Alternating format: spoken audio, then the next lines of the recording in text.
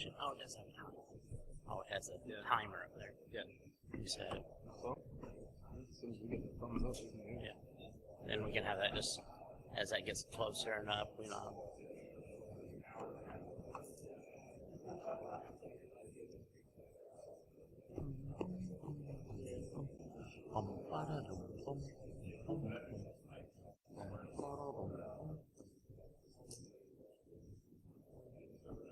All right. Ready? Yep. All right. Can you hear me? Oh, yeah, that works. All right. Today, first of all, I'm Adam Compton, Austin Lane. We work for Rapid 7 on our day jobs, but last you'll hear from that. But still, today we're going to be talking about automated pen testing toolkit and pen testing automation along the way, along with that. Before we get started real much, who am I? Everybody has the obligatory who am I slides. So who am I? I'm a father, I'm a husband, hillbilly by birth, and raising pen tester for most of my professional life. Trained as a programmer, been doing that off and on over my life as well. Love it all, wouldn't give any of it up.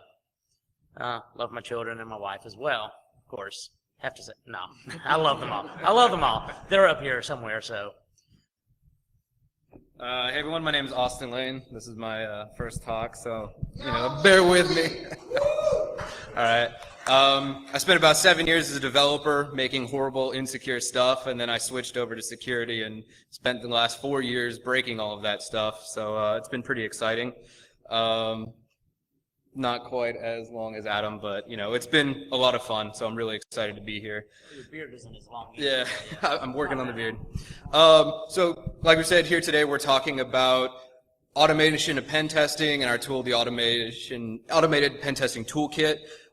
Basically, in our experience as pen testers, we've found that most tests sort of go through a routine.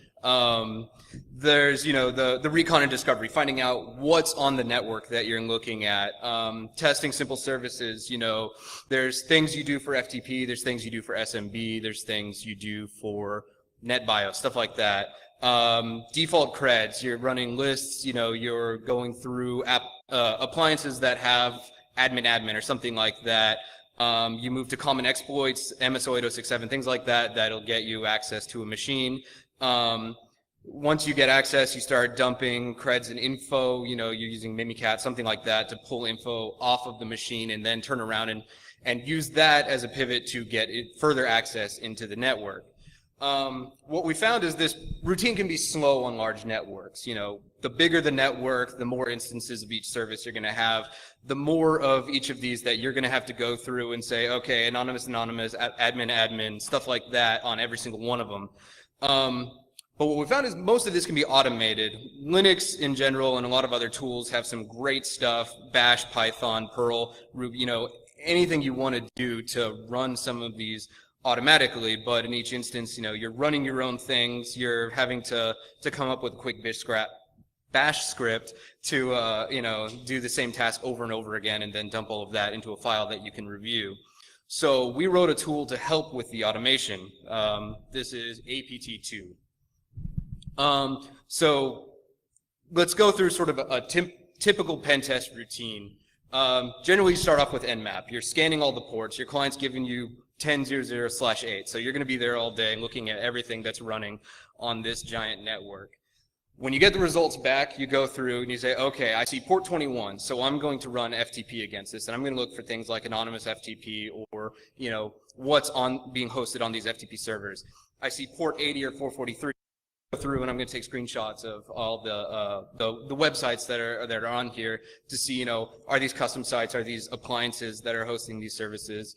I'm going to run something like Nikto, maybe that looks for like, oh, this is a vulnerable CMS, so you can use this against this one. SSL scan, if it's 443, you're going to see like what versions of SSL are they running, because it's good for the reports, and you might actually be able to do something with like Heartbleed or something like that. 445 SMB, there's a whole bunch of stuff you can do on that. Null enumeration, open shares, MSO 8067 if the client is really lazy, and the list goes on. then you run responder, you do capture some hashes, you do some relay attacks, and basically at that point you've got access because it always gets you access. And at the end of the day, you take over. You've attained your goal. You've gotten access to what it is that your client is deemed important enough that you're successful. You're on the domain controller. You're going through their database, getting credit card information. You've got their domain admin credentials, etc. Adam. Thank you, Austin. So, like Austin was saying, that's a standard pen test methodology. I mean, not methodology, but a standard routine you go through. Start at the beginning, work your way through. Very manual process for the most part. It works. It works. Everybody does it to some degree, some fashion. Everybody goes along the same thing. Is it broken? Well, if it's not broken, should we be fixing it? Well, the thing is it is slightly flawed, if you want to say it that way, in that it relies on the human for much of it, and it's humans doing monotonous, repetitive actions over and over. Humans tend to get a little sloppy over time, especially if you're doing the same task a lot. So, getting into that, the manual process of parsing through all that data can be a little slow. You might get a little slap happy if you're doing this for like 12 hours a day, or if it's like 2 in the morning, for heaven's sake, if the customer is making you do a nighttime test or something like that. You might glance over or pass over something that you should be looking at and not flag on it. Consistency, are you checking every single service instance on the network for the same test, all that, or are you just sampling, things of that nature? Repeatability, same concept. It's also like, if I do an engagement, if we're targeting a customer that's has us do an engagement, do a test for them every 6 months. I do the first one, Austin does the one 6 months from now, so forth. Is my base methodology the same as his? Yes, but is he going to go through testing it the same way or not? Probably not. Maybe for majority of it. Okay, so there's some discrepancy between our methodologies there, some of the repeatability from the customer's point of view, things of that nature. There again, it all relies on the human, your experience, things of that nature. So it is slightly flawed, not necessarily broken.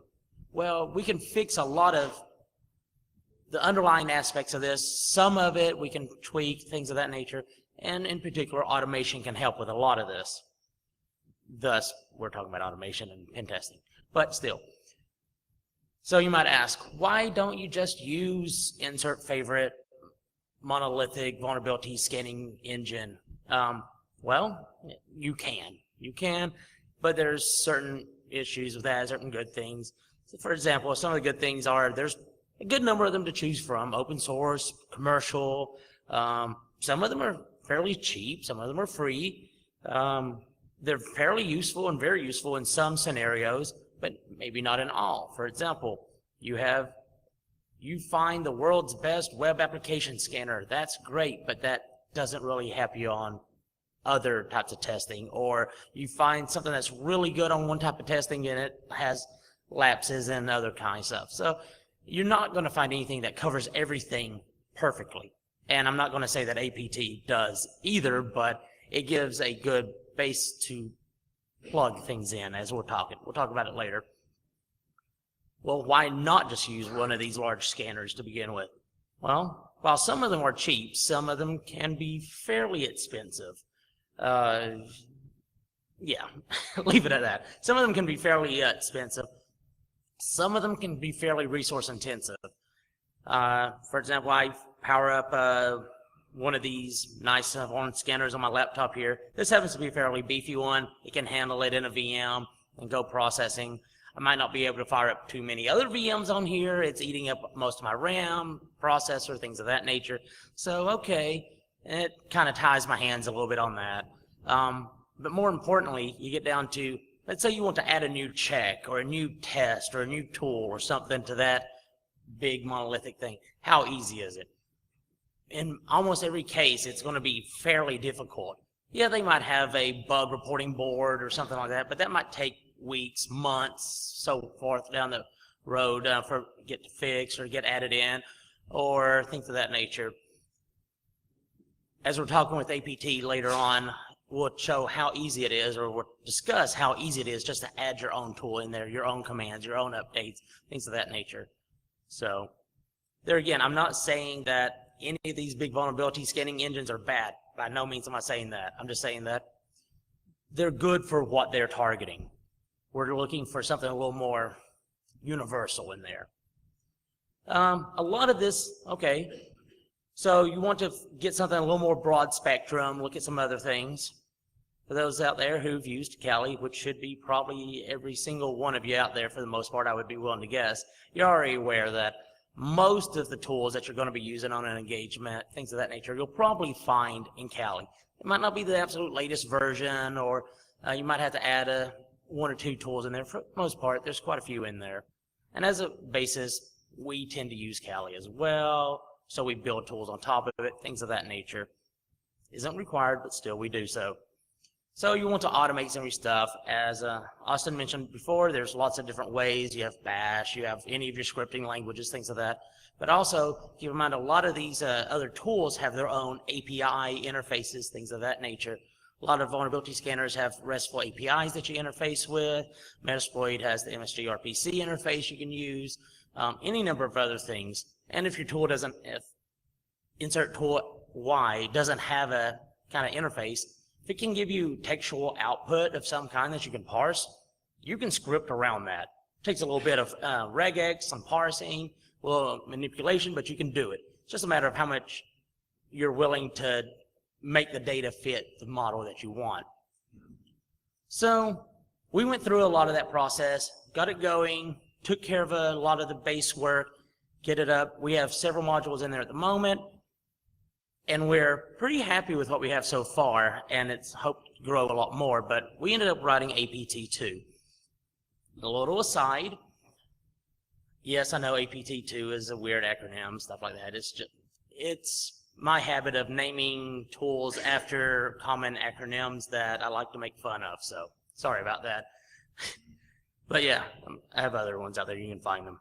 But so what is APT2? It is a Python program that is basic, that's built around three basic bubbles of parts.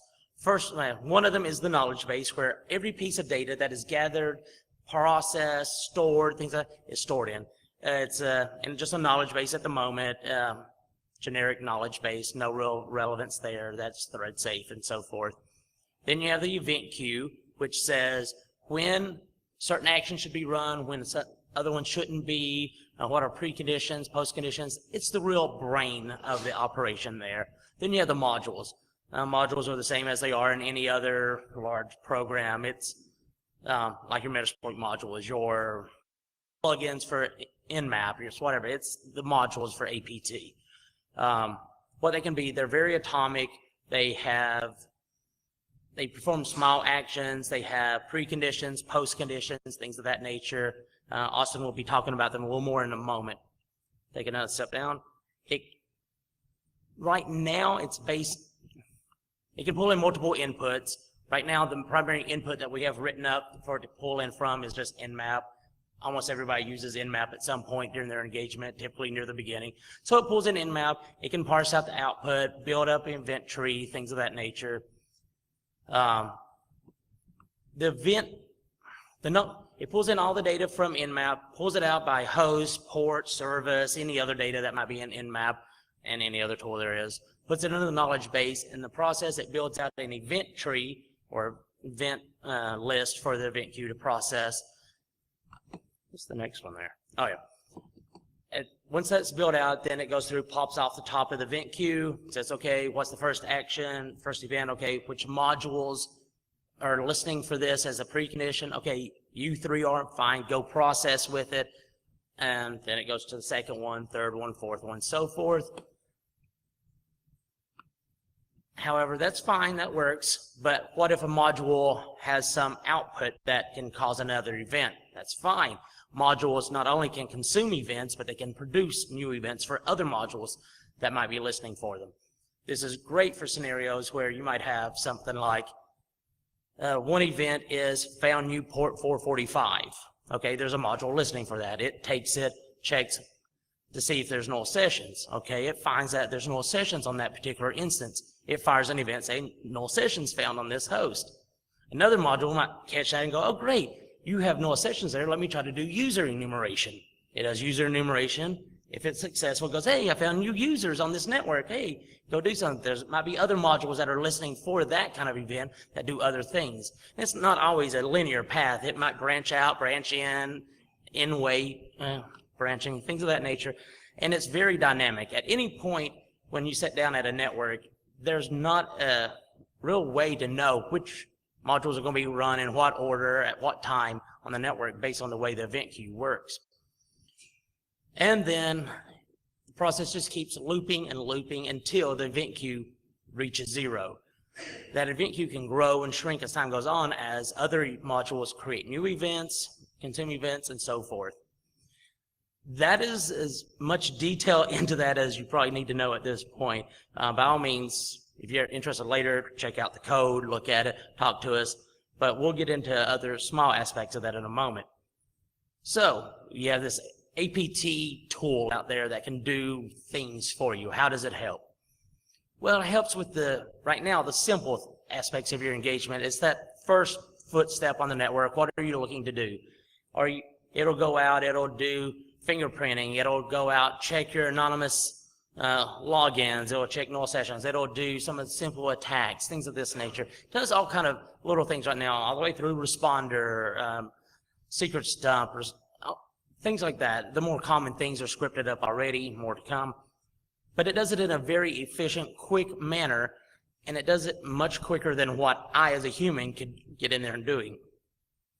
Type it in, execute it, things like that. No matter how many session windows I have open, no matter how many terminals I have, I just can't type that fast. It can do it a lot faster. Also, to add a new module to it is fairly straightforward. There again, talk about the actual anatomy of a module here in a little bit, but it boils down to you have some metadata at the top that describes what the module is, and then a little bit of other maintenance stuff, and then finally it's just the body that says run a command and process the output of that command. So ultimately you're just trying to write a parser for any given command, and it's all in Python, fairly straightforward, lots in there already to take a look at, fairly simple to write. If you're running this on Kali, it's fairly ready to go right off the bat. 1 or 2 Python libraries that need to be installed. It's well documented, no issues there. You clone it, you run it, and you're up and going. You can feed it as input right now of an nmap file, XML file, or a target range, and it'll go run nmap for you and continue on its way. So just a quick little rundown before I hand off to Austin here. What can it do? Right now it can go out, identify services, systems, screenshot, whatever, any user interface item it sees, GUI interface, whether it's X11, VNC, web apps, things of that nature. If it finds file shares on the network, can it gain access? Yes? Okay, fine. Search through there, look for interesting files and report on them. Oh, you found accounts on the system, you have usernames. Well, let's try to brute force those. Touch on that later with the safety levels, remember that. If we encounter a scenario that there's a Metasploit module that can help run or test for something, great, run the Metasploit module. Definitely make use of these other tools that are out there. That's what we're going for. If it captures hashes, fine, take it and dump it off to John or Hashcat or whatever and let it crack them. Go forth. It boils down to if there's a file or a command, a binary that you want to run on an engagement from right now in a Linux environment, you can probably write a module for it fairly simply. You're not having to write to do the action, you're just writing to execute the command and parse the output and teach it and have it so that other programs can consume it. At which point I hand off to Austin. Okay, so like we mentioned earlier, APT2 is a framework. It's got a couple different sections, the guts of which are the modules, and we've mentioned that a few times. There are 3 basic types of modules. The first is the input one. This is something that will take the input file, say right now an nmap XML file, parse it out, and determine what hosts and services are available that it can run on. The second type of module is a reporting module. This is at the end of everything else that's run. It's going to go back through the knowledge base and basically iterate through it. And for example, generate a semi-nice looking HTML file that lists out all the hosts, all the services on each of those hosts, any domains they're attached to, any vulnerabilities found for each of these, and the links to the output file like that. So you can basically just go through this and see everything that was run, everything that was found, anything relevant to each of these hosts. The third and most important module, I think, is the action module. This is what each program that we'd like to run, any binary, any command, goes inside an action module, and it gets called upon from the events queue. It's got a few standard properties. Name and description are pretty self-evident. What is the name of the command that's going to be run in this module? The description helps. Is this going to run a tool in discovery mode just to identify something, or is this going to run in some sort of exploit mode to actually try to create a shell on the machine or take advantage of it?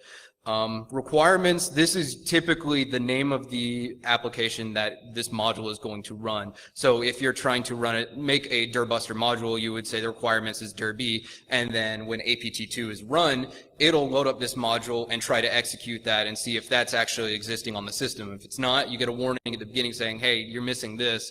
You might want to go install it if you are planning on running this module during the test.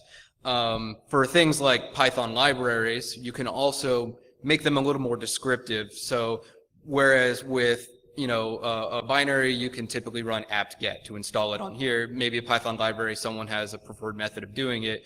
You can put that in there. You can say, hey, try running pip install and the library that you need, and that comes up as a nice helpful message for someone who hasn't installed that library on their machine. Next up is the triggers. This is what's going to this module is going to be looking for this condition for it to run. So anytime a new service is found, the trigger new port 21, new port 445, that gets thrown up in the air, and then any module that responds to that says, that's me, add me to the queue.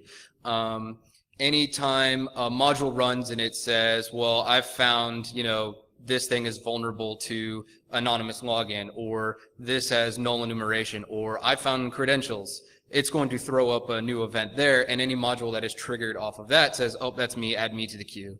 Those requirements are basically what allows us to not only make this dynamic, but chain multiple modules together and fire them off in sequence so that you get pretty good depth on what's going to run as this thing progresses. One of the most important things in here is the safety level. We've added this in because there are certain things that you'll want to run, but not all the time. And depending on what network you're running it on, there are some things you never want to run. So we've basically given it a scale of 1 to 5. 5 is the safest. This is discovery modules. This is things like, something like enum for Linux. You can just see, does this have null sessions? This is something like, HTTP screenshot is just go on and take a picture of whatever's on the web server. Moving down in the middle, so 4, you might start doing more things that interact with servers. 3 is where you start getting into things like, that's where we put responders. So this is something that might start doing things that interferes with network requests, and so you'll want to run this for a limited amount of time. Maybe you don't want to run this at all, so you're not going to go down that far. 4 is when you get down into brute forcing. We put it there so that, if there's, going back down, 2, going the other way. 2 is when you get into things like brute forcing, where there's risk of locking out accounts and things like that could be disruptive to the client on a bigger level here. And then finally, 1 is things where there's very real risk of just kicking over the server. Something like MS08067, where if you're trying to use it, there's a real chance that it could just kill that service altogether and nobody can use it anymore. So the safety levels are there to make sure that it's only as destructive as you want it to be. And for the most part, if you run it at a 4, you can get a good amount of the modules in and get things you need done without worrying about anybody getting mad at you. Inside the module, basically, process is where everything happens. The event queue will call process. Process, in turn, does things like you can have it grab any targets related to a specific port or service or domain or whatever from the knowledge base and bring that back as a list, and then you can, act on them however you want. Either run a command against an individual list and run a single command against all of them. It depends on what tool or command you're going for. Limitations of the modules and the framework itself. The first one, and kind of one of the biggest ones, is the tool needs to be non-interactive. The way we've made this is more or less to fire and forget until the results come back. If a tool is prompting you for a yes or no input or to add something onto it in the middle of it, the way this runs, it's going to fire it off, and then that prompt is going to get stuck there, and then when the results come back, that's all you're going to see. Most of the modules we've written so far have been ones where you can simply say, here's the tool name and the IP address, go, wait whatever timeout we give it. Generally, you can give it, on the high end 15 minutes, and most of them will be done well before that. Something like responder, we give it 15 minutes and then we just kill it at that point and then see what it's found in that amount of time. But those are things that you aren't required to do anything to in the meantime to get meaningful results back. Multi-threading is tricky. We basically had, it's real easy, real fast to clog up the network with a whole bunch of stuff running at once. So we've set limits throughout. We've got limits to the number of threads that can be run at once, and we've got limits to the number of threads that can be created for any one tool. So something like responder, you only want one of them running at once. You don't want 5 instances of responder trying to poison all the requests on the network at the same time, because then that's just going to get messy. But there's plenty of others where, the computer is perfectly happy running 10 instances of the same application at once, just on different hosts. So it's sort of a module by module basis. And at that point, it's sort of down to whoever's writing that module to use their best judgment on what they think a given network can handle. And what we try to do is just make it easy to implement these limits for whatever the case may be. And finally, brute force with caution. There's plenty of tools out there that do all kinds of brute forcing for, any number of logins. The best we can do is add a safety level to that, but because this is sort of running blind until the end, unless you're running it in extreme verbose mode and you can just see everything happening at once, you can fire this off and then 15 minutes later come back and find out it's locked out accounts on half a dozen systems because you weren't real careful with how you were choosing it to fire these off, what accounts you were using, or you hadn't checked the password policies to see how many lockouts you could do on one before you ran this. So again, safety levels are your friend. And finally, another big one is non-standard ports. Really, APT is dependent on the inputs given to it from whatever scanning tool, either running Nmap through APT or running Nmap outside of it, or in the future running insert scanner here. When that scanner looks at a service on a host and says, oh, this is port 21, this is probably FTP. If that's the best it does, that's the best we have to go off of. APT won't know that this file saying 21 is on here, or let's say port 2000 on a host. APT doesn't know that port 2000, if Nmap didn't mark that as FTP, it won't know to do anything with that because it's not a standard port and the service name returned for it wasn't FTP. So this will throw off some modules with weird things, and this is where sort of manual testing afterwards comes in, or using a scanner that can identify non-standard ports more accurately, using something like -A on Nmap, which will do a lot more thorough check than just your typical S or T scan. So just as sort of a sanity check to ask myself, like, is this actually useful? Is this helping me?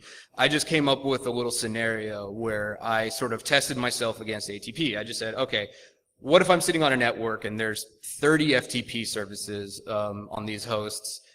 How do I compare to what ATP can do? So I went down the list. I said, I'm going to check each of these for anonymous login, just something simple. So, you type FTP, the IP address, you wait for the prompt, you type in anonymous, and you type in whatever for the password, and then you wait for the response to come back to say, yep, you've got anonymous login, or no, password rejected. In total, it took about 5 minutes to go through 30 servers. I'm not the fastest typer. We could say someone may be doing a manual check, copying and pasting. So they're going back and forth between a list of IPs and what they're actually doing. And this is obviously not doing bash scripting or something like that to go through these a little faster. APT was done in 40 seconds for this whole list. So that's right about 1 second per server, assuming ideal conditions, on the local network, fast response time, stuff like that. So let's extrapolate. Like, any service you can think of, typically what you're going to do is you're going to take the scan file and you're going to see a list of, here's all the stuff that's on this network. We like to go to FTP, SMB, HTTP, stuff like that. You're going to go down, say, the Nmap output, and you're going to say, all right, there's all these hosts that have this service. So let's, grep this port out of the file. Let's cut the column out with just the IPs and dump this into a file. This is now my IP list. Going from looking through that Nmap file to cutting it into a list, generously, let's say about 30 seconds. Next, you pick a tool for the service. You're going to say, all right, for this one, this is port 80, so I'm going to run Nikto against all of these ones coming back as port 80. If it's a tool that only accepts one IP, like something like SMB client, where it's just like you're pointing this directly at this host and seeing what comes back, you're doing this repeatedly for each one of those, whether it's manually typing in, going back and forth, cutting and pasting.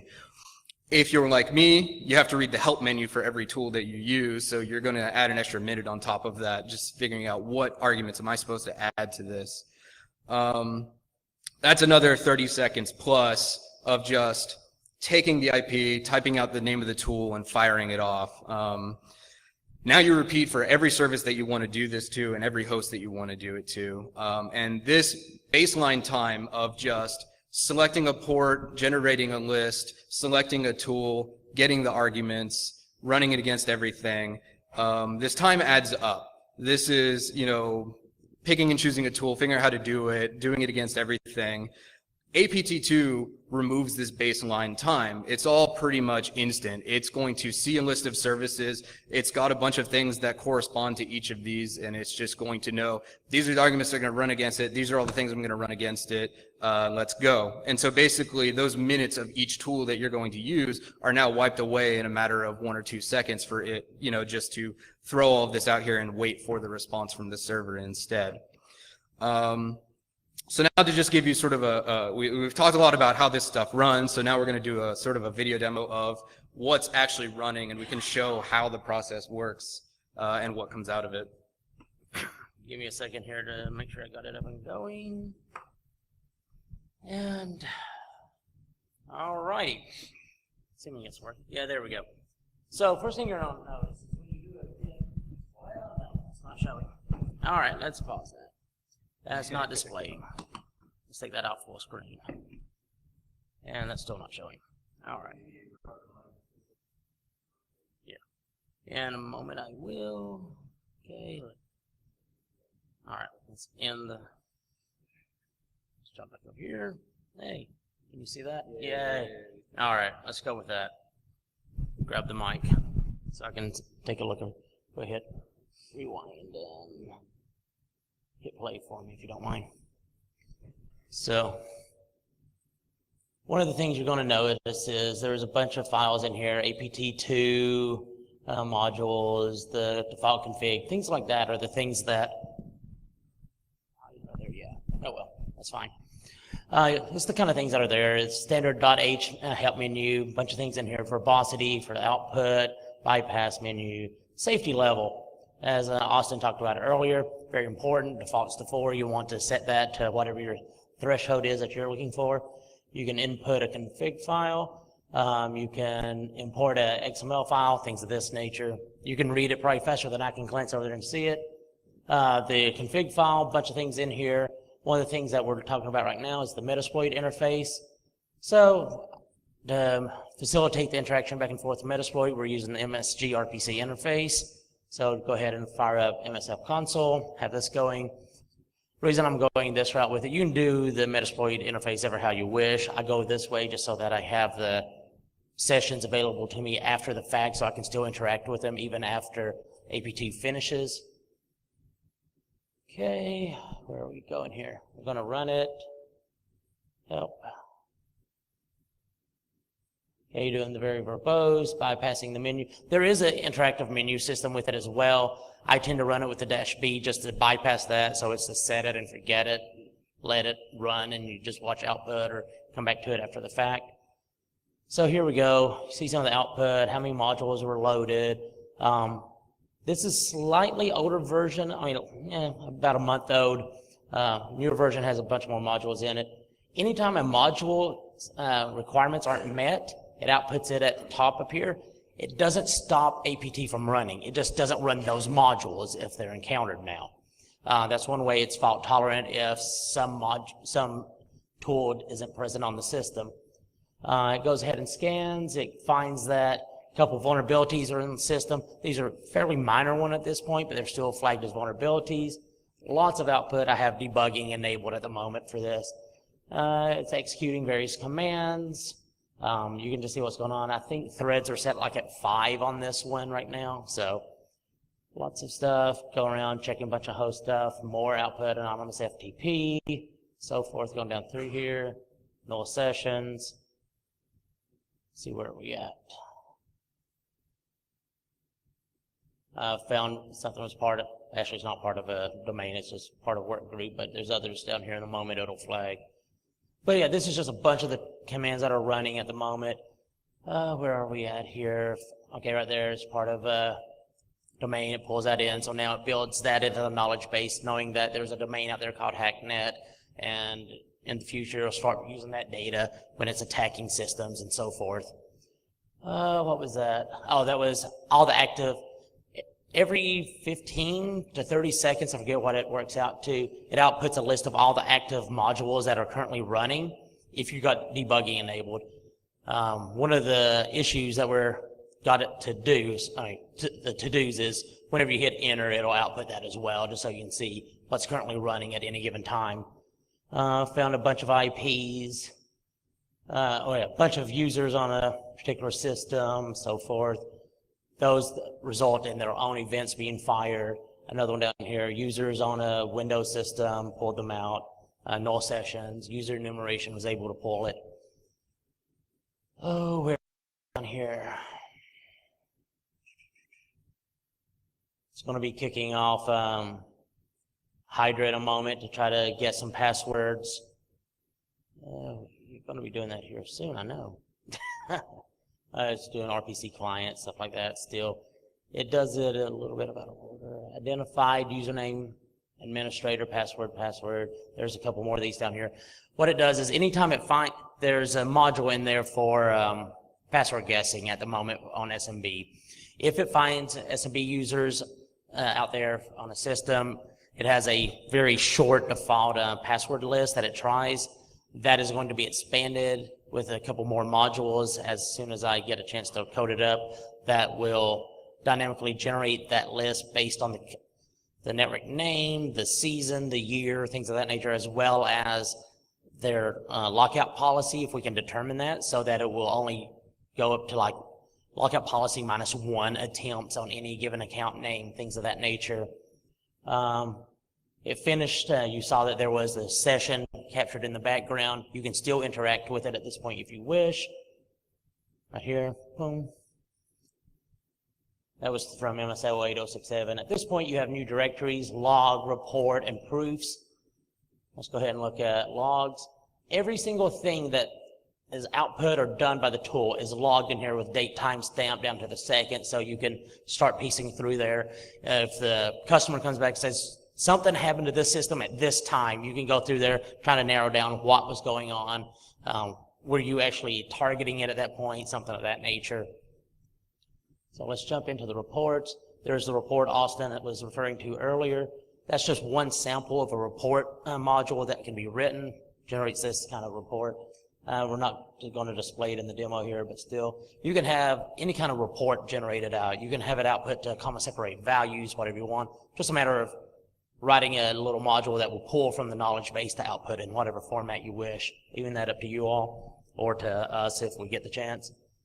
The proofs directory is a listing of every output of every command that was run by APT, so that if you want to go back and scrap through it, search through it, for example, the output of secrets dump here, you can see it, the NTDS output, it was successful, it dumped it out, you can see that. Just run John on that quickly, simple little passwords, nothing special there, but it's kind of things it would have done internally as well. It's going to go through, jump through a few of these real quick. I'm just going to talk as that's going.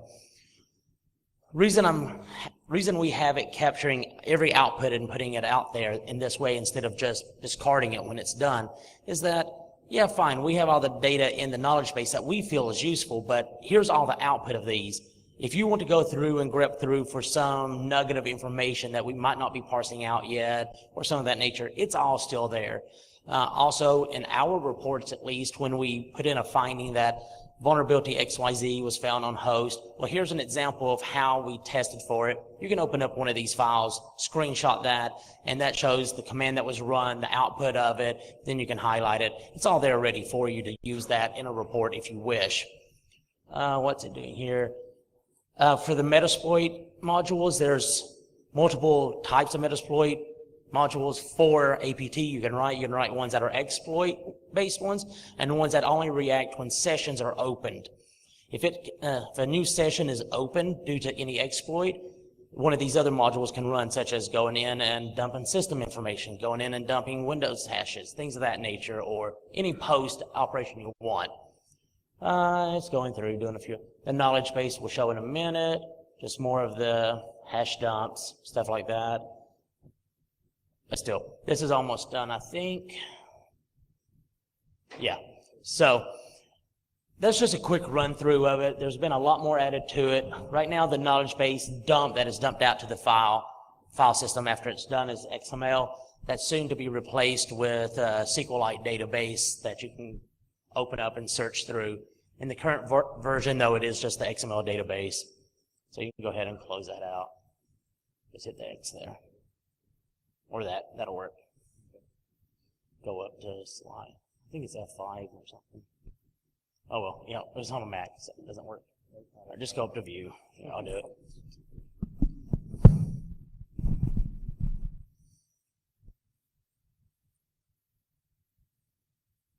Where are we? And of course, we're all the way back. I always forget the option there. And all right, so demo time. That was a quick run through of some of the current capabilities of it. We actually have a few more modules in APT that are demonstrated there. Lots of other attack vectors. There's stuff for JBoss and a bunch of your web app stuff, responders in there, things of this nature. Things that you typically, it's attacks, tools, techniques that you typically use on that first day, day and a half of an engagement when you sit down there. A lot of commonality you tend to do. At least it's a lot of the commonality that we end up doing ourselves. That's not necessarily saying that's things that you do, but odds are you do some portion of that as well. So when we're dealing with this, we have a bunch of questions out there to the audience, to the industry as a whole. If you're interested in using something like this, what kind of tools or techniques do you use that can be repeated, can be reprocessed, can be automated, things of this nature? If there is something out there, by all means, hit us up on GitHub, put in an issue, a request, a new feature request, something of that nature. Or if you are so inclined to start writing your own modules for it, go out there, write your own modules, put in a pull request, things of that nature. We're available at any given time out there. Our contact will be on the next one. Some of the future plans that we have interest in going with ourselves are more than just the Nmap import. That was in there as a placeholder for now, and we just haven't gone back to write other ones for Nessus, Nexpose, Burp Suite, whatever your choice of other input source is. Finishing out the full attack chains for not just responder here, but for some of the other attack chains that we typically use. We have many of them finished, but some of them were just piecemealed in there. We were missing a few modules. Make sure we fill all that out, have full attack chaining going on. In the process, write as many more modules as we can that are going to be useful to people. Make prettier reports, maybe write a few other report modules, and I haven't started on this yet, but migrate this all over to Python 3. It's currently on 2.7. The main instigator of that is there are certain issues that I've encountered with 2.7 that would be much more easily circumvented or taken care of in 3 than in 2.7, so I might go down that path in the next couple months. But yeah, it's one of those things. If you're interested in it, please talk to us, put in requests, work on it yourself. We're open for any kind of criticism or compliments or shaking of head, stuff like that, or buying of whiskey. It's whatever what you want. I don't care. And finally, you can reach us Twitter, email, GitHub, pick your poison. At which point, I don't know what the time is. I don't have my phone on me, but still. Okay. So, just a few minutes left here. Any questions, comments, criticisms? Yes.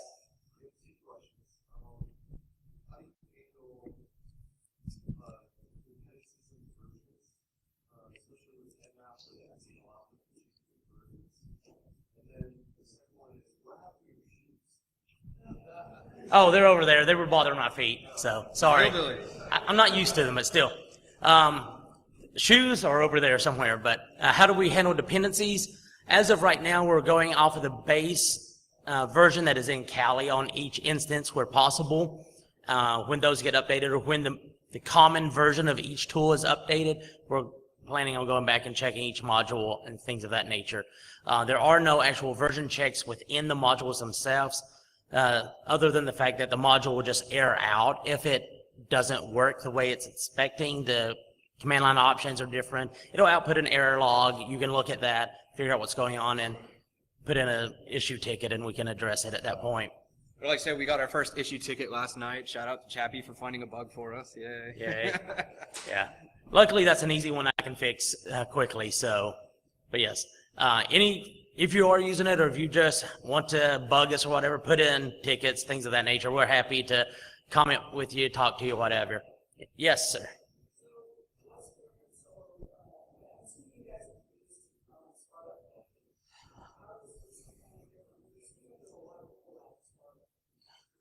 Well, okay, the question is how does this correlate, overlap, what have you with Sparta?